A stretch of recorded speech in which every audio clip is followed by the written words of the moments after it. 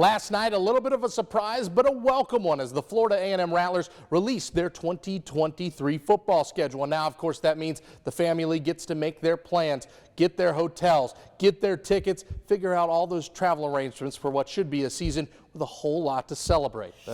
See what I did there? Yeah, the Celebration Bowl certainly on many in the orange and green's mind. And of course, by that, an extension, a SWAC title, the goal on many a FAMU fans' mind. They've got a really interesting and really spaced out schedule to do it. The only big letdown throughout this 11-game set, only 4 games at Bragg Memorial Stadium. The reason why, FAMU will serve as the home team in both the Orange Blossom Classic and the Florida Classic, which of course will book in the season. So here it is in all of its glory.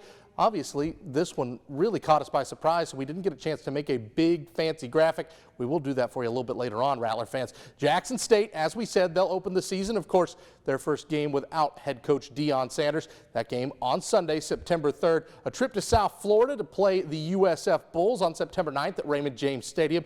West Florida, the Argonauts, a D2 power out of the Gulf South Conference, September 16th. That is your home opener. And the very next week, the conference opener against a SWAC foe, the Alabama State Hornets, will come to Bragg. To close out the month of September, a trip to play those Delta Devils of the Mississippi Valley State University. And then finally, a rivalry game, Baton Rouge, Louisiana, at Southern on October 7th before you enter the bye week. Coming out of the bye, 5 pretty interesting games, starting with a trip to Texas Southern, and then, of course, circle your calendar, Rattler fans. It's homecoming against Prairie View A&M. Of course, Willie Simmons' old team before he made his way back home.